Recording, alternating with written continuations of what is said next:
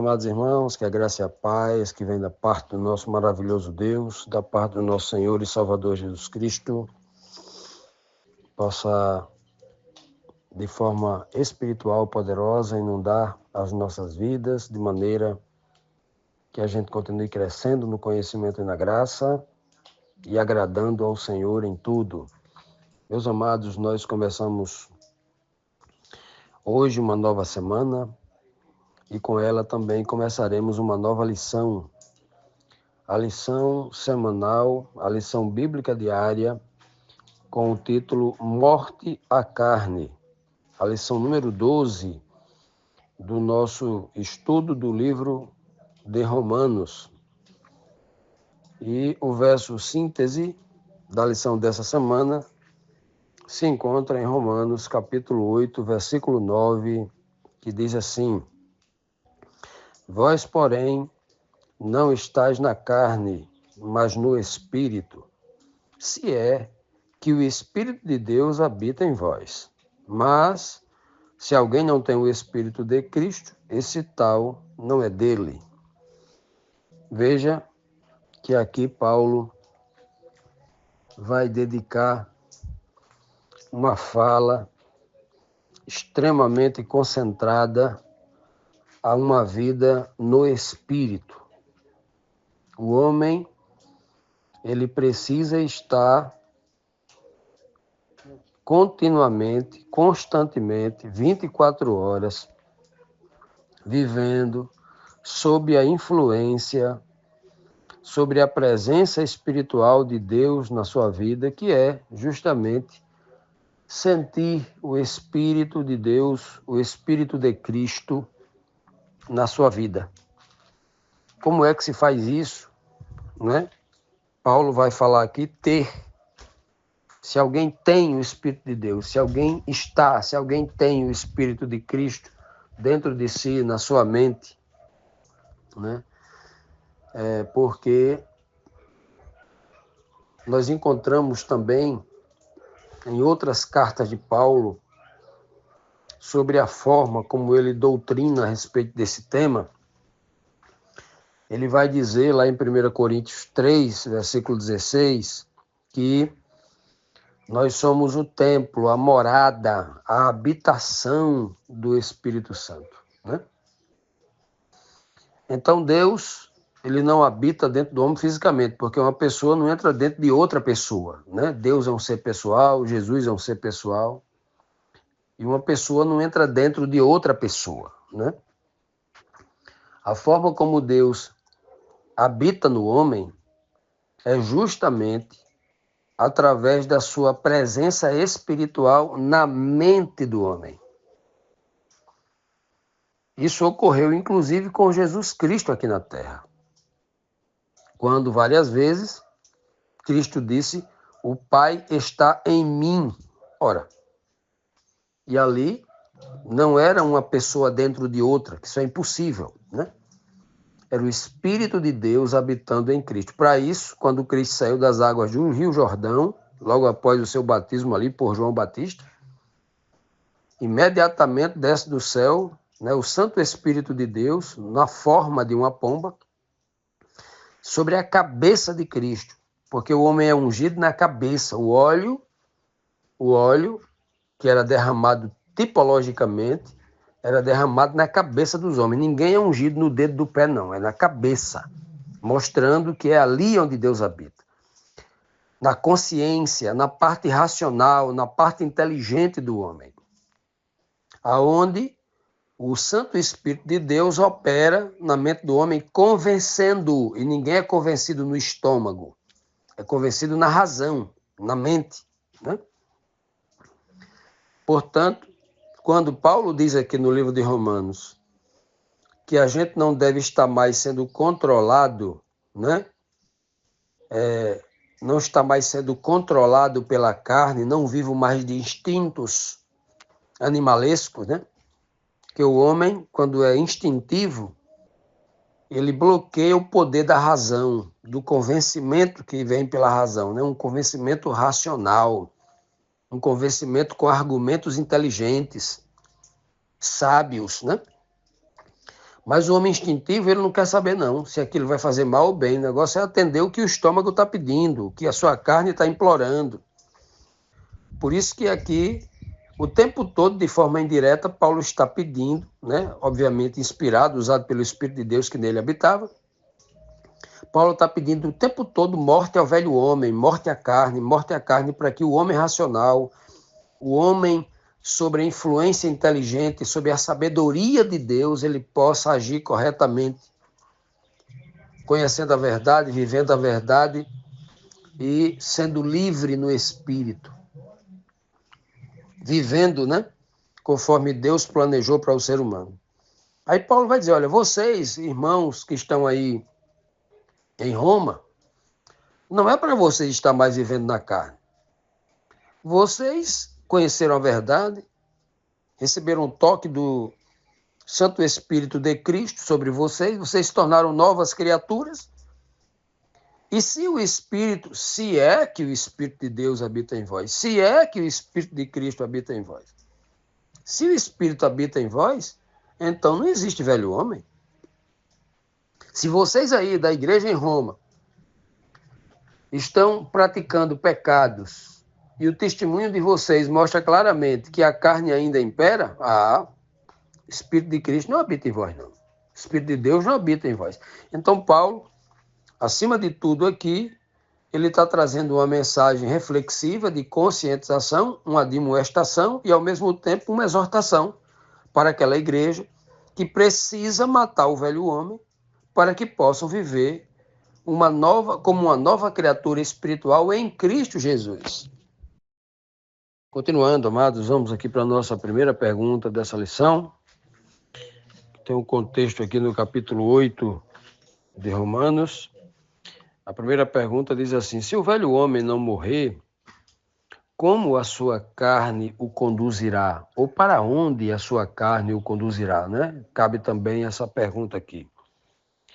Romanos 8,5 diz assim: porque os que são segundo a carne inclinam-se para as coisas da carne, mas os que são segundo o Espírito, para as coisas do Espírito.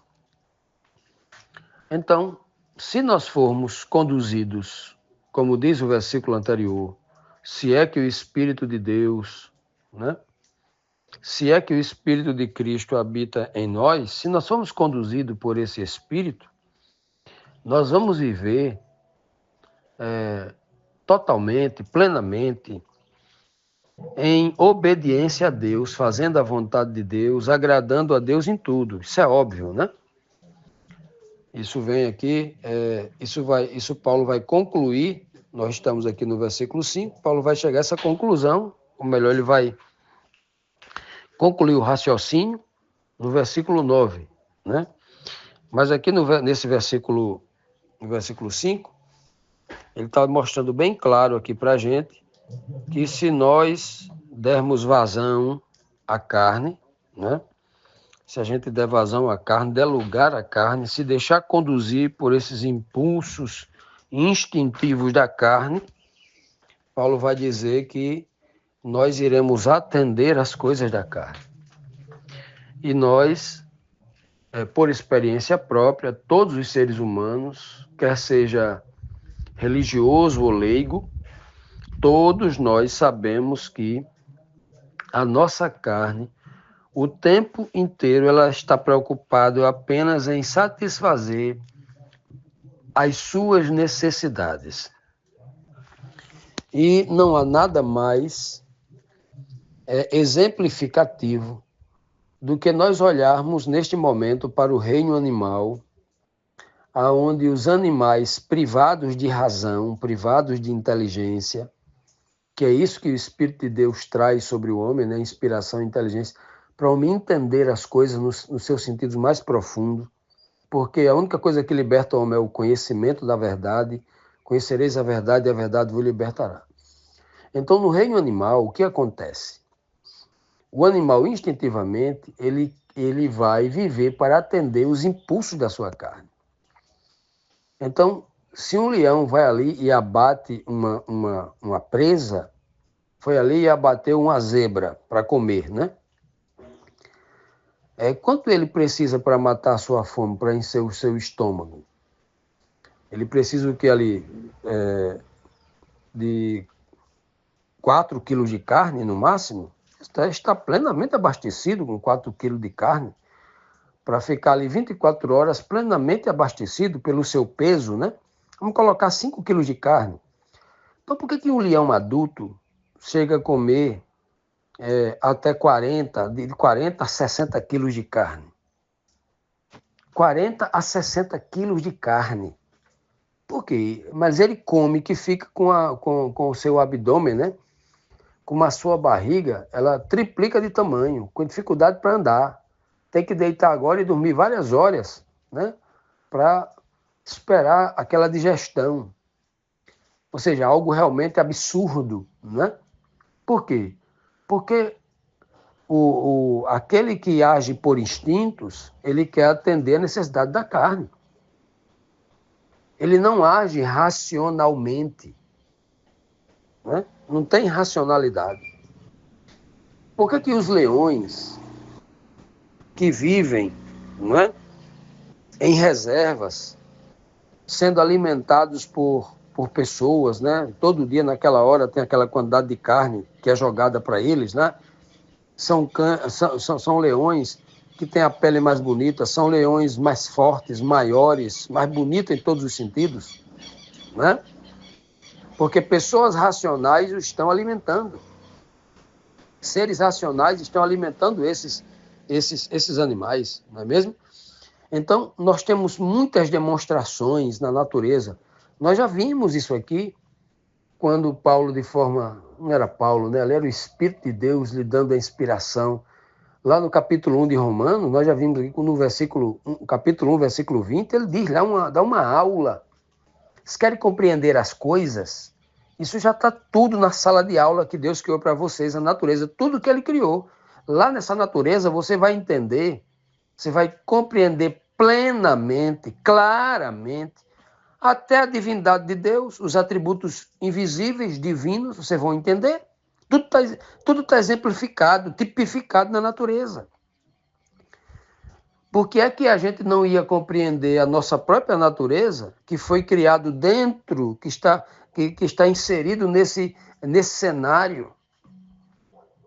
Olha que coisa maravilhosa. Então, a Bíblia nos convida a fazer esse tipo de reflexão. Então, o homem carnal, um homem que dá vazão à sua carne, que quer atender às necessidades da carne somente, ele é como um animal, é um ser instintivo, ele não pensa. Ele só quer atender os seus prazeres ali. Atender a necessidade, o importante para ele é apenas sobreviver, é estar respirando. Não importa a quem vai fazer mal, a quem vai fazer bem, a quem vai matar, a quem vai deixar viver, não importa. É um ser instintivo, ele está preocupado com o próprio estômago. Esse instinto animalesco, ele perde a coisa mais bela que o homem tem, que o homem foi feito à imagem e semelhança de Deus, para que nele se veja sabedoria, se veja racionalidade, se veja fraternidade, afetividade. Já imaginou? Então, nós precisamos entender essa linguagem espiritual aqui, como diz Paulo, se é que estamos no mesmo espírito, né? No espírito de Deus. Precisamos entender essa linguagem, que ela é de suma importância, porque aqui os apelos deste livro maravilhoso de Romanos é o tempo todo dizendo morte ao velho homem. O evangelho ele sempre prega a vida, mas nesse texto aqui, estão apelando aqui, o Paulo está apelando aqui para a morte. Morte, morte ao velho homem, morte ao velho homem, morte ao homem carnal, que é gritando o tempo todo. Tem que haver morte. Para que haja vida, tem que haver morte, como diziam os generais de antigamente, né? Para que haja paz, tem que haver guerra. Continuando, amados, vamos aqui para a nossa segunda pergunta de hoje, né? Que diz assim: a força da carne conduzirá o velho homem para onde? Paulo também aqui nesse contexto aqui, ele é conclusivo. Nesse verso aqui, Romanos 8:6, ele é conclusivo porque ele já vem falando, né?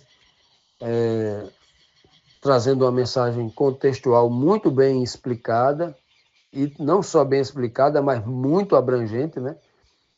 Inclusive, ele traz o próprio Cristo para a cena como nosso exemplo máximo, para a gente compreender, né? No versículo 3, ele vai dizer que Cristo precisou vir em semelhança de carne pecaminosa, para que nesta semelhança ele pudesse sentir o que o homem sente, né? O que a carne do homem instintivamente para onde empurra ele, né? E Cristo foi tentado em todas as coisas como cada um de nós, em tudo ele foi tentado, mas foi encontrado sem pecado, né? Como diz lá o livro de Hebreus 2:17, Hebreus 4:15, né?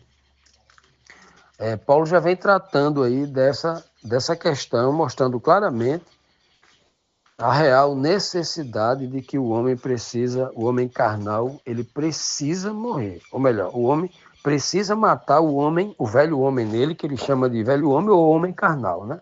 É a mesma coisa. Velho homem porque é apresentado que a nova criatura tem que ser espiritual. Não existe uma nova criatura carnal. Nova criatura entende-se que ela é espiritual, né? Então o verso 6 diz assim: porque a inclinação da carne é morte, mas a inclinação do espírito é vida e paz. Que coisa, né? Veja que Paulo está mostrando claramente que só tem um caminho, não tem o caminho instintivo, o caminho da carne, o caminho dos prazeres. O caminho dos prazeres, como o mundo prega, é onde está a verdadeira felicidade, a verdadeira paz, né? Inclusive aqui eu quero abrir um parênteses para mostrar que há duas compreensões de paz, né? A paz no nosso dicionário, ela dá um enfoque principalmente numa vida de tranquilidade, numa vida de ausência de guerra, de sofrimento. A palavra paz é um grande sinônimo para a gente, para nós brasileiros, de sossego. Não é a paz que está descrita aqui por Paulo e por Jesus, né? A paz, por exemplo, que Cristo diz, dou a minha paz, tal, vem do termo hebraico chamado shalom. E a palavra shalom, em hebraico, ela vem da raiz da palavra completo. Ou seja, enquanto você é homem carnal, você não é homem completo. É um homem vazio. O homem só passa a ser completo quando ele é preenchido com o Santo Espírito de Deus. Ele é preenchido com o que mais lhe falta, que é a sabedoria, que é o poder racional, que é o controle da carne na medida certa. Ele só vai dar à carne o que realmente ela precisa, que ela necessita. Esse é o homem sábio, o homem completo. E só Deus pode nos completar através de Cristo com o seu Santo Espírito, né? Então, Paulo está dizendo aqui para nós que todos nós já nascemos inclinados para atender a necessidade da carne. Nós já nascemos com essa lei natural dentro de nós. Quando uma criança nasce, a primeira coisa que ela vai fazer é berrar. Ela dá um grito, chorar ali. Ali ela está sem razão, ali ela está agindo instintivamente. Ela vai chorar por quê? Primeiro, diz a ciência, que ela foi tirada de um ambiente de conforto, onde a sua carne estava bem aquecidazinha, confortável, protegida pela mãe. Ela tinha os sentimentos ali aflorando a flor da pele, coladinha com a mãe o tempo todo lá no ventre da mãe. Ela é colocada num mundo agora, separada da mãe, cortada o cordão umbilical, sozinha, quando naquele momento ela vai berrar porque a carne dela foi prejudicada. Saiu do conforto, né? de todo aquele aparato, toda aquela segurança que ela sentia instintivamente, e aí saiu. O segundo ponto, quando ela começa a berrar, é quando ela está querendo mamar. Primeira necessidade para atender o intestino que precisa desenvolver para que ela viva. Se ela não fizer isso, a criança não vive. Então precisa se alimentar. Quando ela começa a mamar no peito da mãe, a criança se cala, né? E se ela ficar ali coladinha com a mãe o tempo todo ali, ela dificilmente vai chorar. Vai chorar quando quiser comer de novo, quando estiver sentindo alguma dor, alguma cólicazinha, dizendo para a mãe que ela precisa, chorando o tempo todo, por exemplo, atenda a necessidade da minha carne, eu preciso fazer necessidade fisiológica para limpar tudo, para começar tudo de novo. Necessidade da carne. É assim que funciona. Nós já nascemos com isso, né? Então, Paulo está dizendo que a carne é inclinada para isso, e Cristo, Jesus Cristo, veio ao mundo com esse tipo de carne, para sentir o que nós sentimos quando somos tentados. Se Jesus não fosse tentado, a carne dele era diferente. Mas na Bíblia não tem dois tipos de carne. Na Bíblia só tem um tipo de carne. Não existe na Bíblia carne divina, não existe na Bíblia carne santa, não existe na Bíblia carne de ferro, carne de aço. A carne é uma só. Não tem duas carnes na Bíblia, não. Né? O que Paulo está citando aqui é o que a Bíblia, né, de forma abundante, tem aqui nos ensinado, esses princípios claros, né? É por isso que quando ele pede morte ao velho homem, morte à carne, a gente precisa entender essa necessidade que nós temos. O homem, ele cresce, ele é completo, ele vive em paz, né? E realmente começa a experimentar a vida na sua forma mais bela, mesmo estando ainda num corpo mortal, mesmo estando aqui numa espécie de estágio aqui na Terra, preparando para o reino de Deus que é eterno, ele sente essa vida, essa paz que Deus promete. Ah, mas é apenas uma amostra grátis dessa vida, dessa paz que o reino eterno de Deus trará para a vida dos homens. Sim, é verdade. Mas pior o homem carnal, que nem isso vai sentir aqui na Terra, se ele não estiver no Espírito de Deus, sobre a influência espiritual, para que ele cresça no conhecimento e na graça do Senhor.